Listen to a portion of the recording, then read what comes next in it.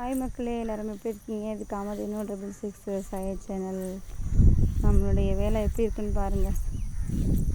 காலையில் ஆனாலும் இதான் வேலை, சாயந்தரம் ஆனாலும் இதான் வேலை.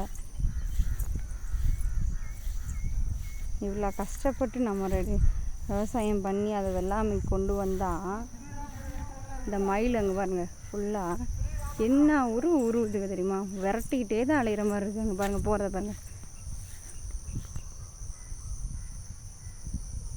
அங்கே போதுங்களா? இது இவ்வளோ நேரம் உருவிட்டு இருந்துச்சு, இப்போ நான் வரவும் ஓடுது. என்னத்தை சொல்கிறது? ஒரு விவசாயத்தை வச்சு அதை எடுத்து கை சேர்க்கங்காட்டி போதும்னு ஆயிடுது இந்த விவசாயியோட பாடு. இதில் எல்லாமே இப்படி தான். ஒரு சிலது மட்டுமா இப்படி இருக்குது? எல்லாருமே இப்படி தான் இருக்குது. என்ன பண்ணுறது?